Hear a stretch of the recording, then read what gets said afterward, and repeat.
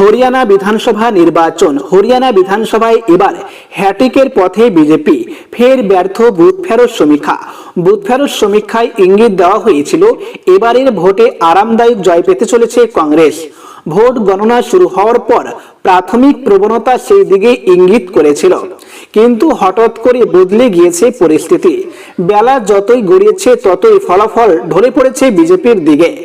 অন্যদিকে জম্মু ও কাশ্মীরে বিজেপিকে পিছনে ফেলেছে ন্যাশনাল কনফারেন্স, কংগ্রেস ও সিপিএম এর জোট।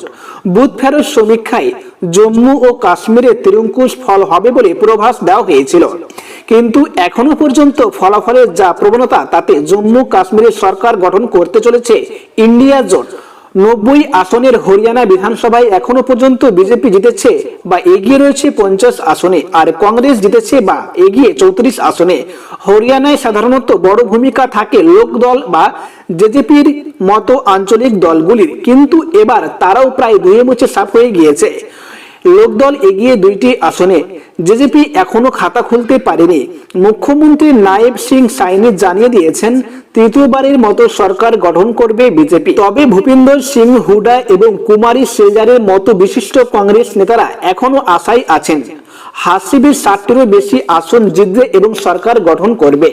2019 সালের সর্বশেষ নির্বাচনে বিজেপি জিতেছিল 40 আসন, কংগ্রেস জিতেছিল 31 আসন। জননায়ক জনতা পার্টি বা জেজেপি জিতেছিল 10টি আসন। জেজেপির সমর্থনে সরকার গঠন করেছিল বিজেপি। সম্প্রতি নায়েব সিং সাইনি মুখ্যমন্ত্রী হওয়ার পর এই জোট ভেঙে গিয়েছে। জম্মু কাশ্মীরের প্রবণতা বলছে সরকার গঠন করতে চলেছে কংগ্রেস, ন্যাশনাল কনফারেন্স ও সিপিএম এর জোট। 2019 সালের আগস্টে 370 ধারা বাতিলের পর এই প্রথম নির্বাচন হচ্ছে জম্মু কাশ্মীরে। এখনো পর্যন্ত 90টি আসনে জম্মু কাশ্মীর বিধানসভা নির্বাচনে ইন্ডিয়া জোট এগিয়ে 52 আসনে। অন্যদিকে বিজেপি এগিয়ে রয়েছে 26 আসনে, পিডিপি এগিয়ে মাত্র 4 আসনে, অন্যান্যরা এগিয়ে 8 আসনে।